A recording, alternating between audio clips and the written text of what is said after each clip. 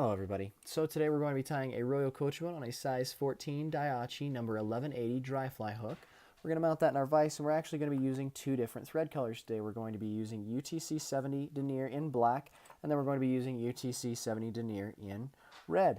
So to start out this pattern, what we're going to do is we're going to get our black tying thread loaded in a bobbin, start a little bit more than halfway up the hook shank, and begin bringing it backwards towards the bend of the hook, using our tag end to collect those wraps and keep them nice and consolidated, clean, and smooth. Once we reach the bend, we're going to bring it back up to where we started our wraps, and then break or cut our tying thread off. I'm going to cut it real quick, just like that. And then to start out this pattern, we're actually going to add a small set of wings. To do this, we are going to use two white hackle tips. They will look something like this. There we go. We're going to get those nice and even together so they make almost bunny ears, just like that. Now what we're going to do is we're going to keep in mind that we will be tying in size 14 hackle, which will come up to about right there. We're going to then tie these in, just like that. Get those nice and secured on there. Make sure they stay on top of the hook shank, and begin making wraps backwards, covering this in order to make sure it stays in there nice and tight. Perfect. Now we're going to trim these off just to get them out of our way. Just like that. And we are going to come back up to where we tied in the wings initially. We're going to bend these backwards and create a small thread dam in front of them to keep them from falling back down over the hook eye. And like that, we have two small wing slips, just like that, that form cute little wings, just like that. Perfect. So now we're going to begin tying backwards again, and we are going to go to about the point of the hook and the barb of the hook. We are then going to select a golden pheasant neck feather that will look like this. Perfect. And what we're going to do is we're going to actually select a small bunch.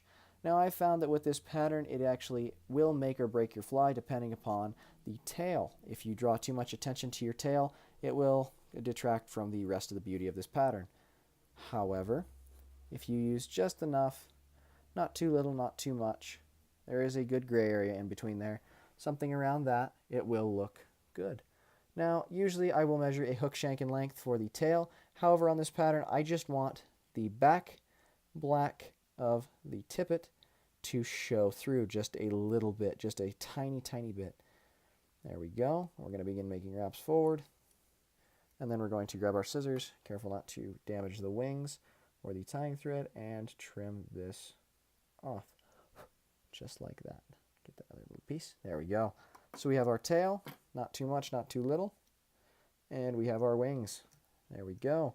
So now what we're going to do is we're going to come almost back to where the tail starts.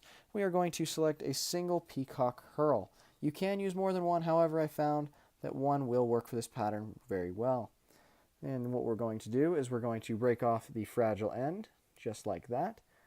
And then we are going to take and trim off the small brown portion on the other end, just to keep from having any issues. There we go. Now what we're going to do is we're going to take and tie this in, just like this, tying it in right at the base of where the tail begins. Now you're going to bring it back to almost where the wings begin, right there. You don't want to bring it all the way forward because we are going to start our hackle there, and we don't want to have a lot to tie over and create a large thread mound. Now what we're going to do is we're going to stretch out our bob and bring it off to the right hand side, or whichever side you are not dominantly tying from. We are then going to begin making wraps with our hackle pliers, just like that. There we go. And you want to make sure you pick a nice fluffy peacock curl to give it a nice looking iridescent peacock body. There we go.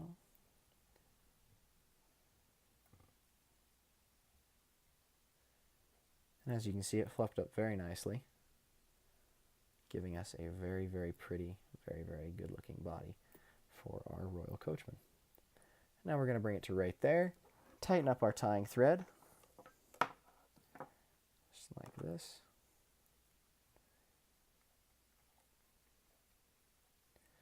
There we go. Now we're going to come up underneath the peacock curl as to secure it. Bring it up just like that, once in front, and then one more time just to really get it on there. There we go. So we're going to cut that off, careful of our tying thread. we're going to push back our wings again, and then we are going to bring our tying thread up to almost where the hook eye is, right there. Now we're going to take our whip finish tool and throw a few whip finishes on there, because for our next step we're actually going to cut this tying thread, and we are going to begin doing the red band in the center.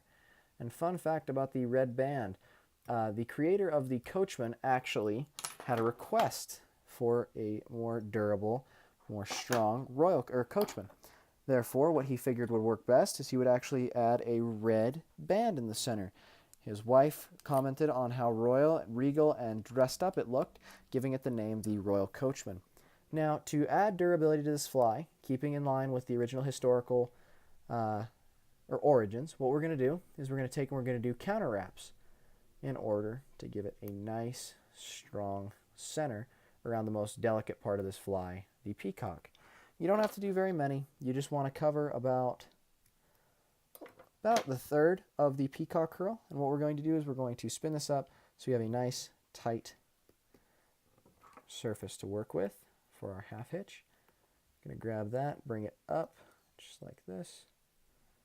And since we did it reverse, we're going to come from the back just like this. Throw 2 or 3 half hitches on there, or whip finishes on there. I'm very used to doing half hitches because they're easy, they're quick, and they are durable. There we go.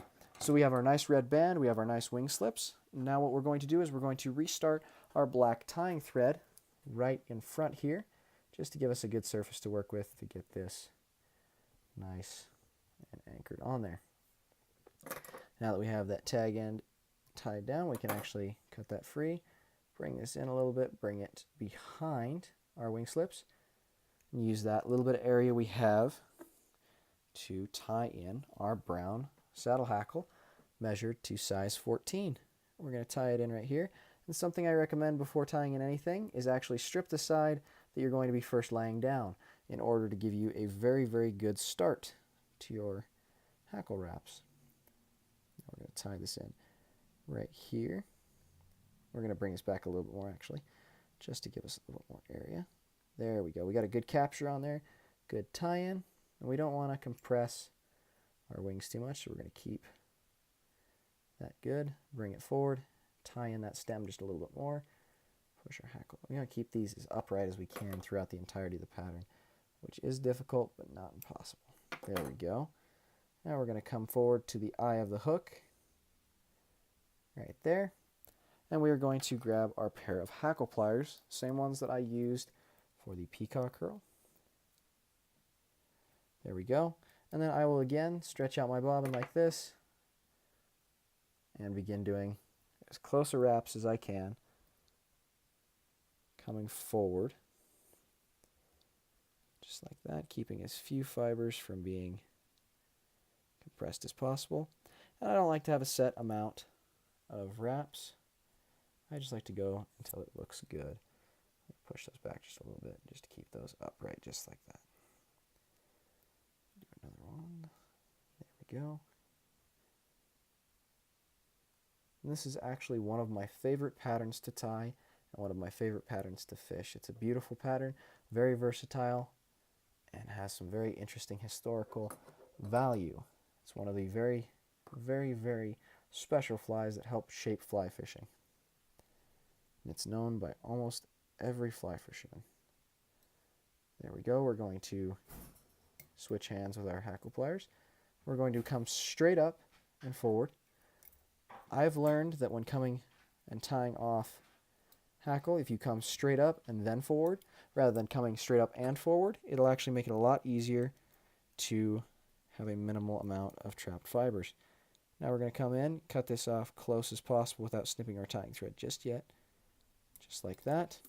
We're going to switch out our scissors to a pair of fine points, and we're going to clean up the few fibers that were there. Very good deal. Now we're going to take our whip finish tool, and we're going to use this to throw a couple turn whip finish on there. Just like this.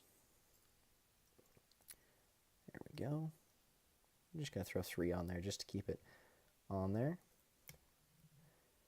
Very good. Now we're going to cut our tying thread.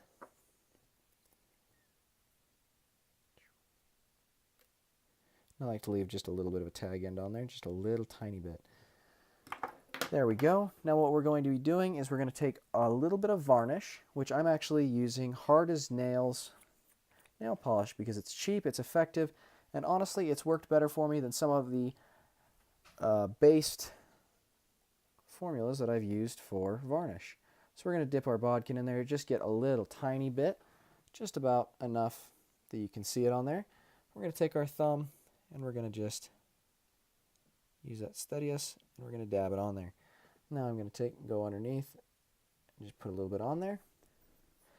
And you don't have to do varnish on there or head cement or nail polish or UV, but when you have a fly that's tough, why not make it mighty? That's my belief in this. So there we have it. We have the finished product, the Royal Coachman dry fly. Thank you guys so much for watching. Have a wonderful day. Subscribe if you did enjoy the content. And if you would like to leave a like and or subscribe, that would be perfect too. And if you do want to add a comment of what fly you would like seen in the next video, please do so. Have an awesome day and thank you for watching.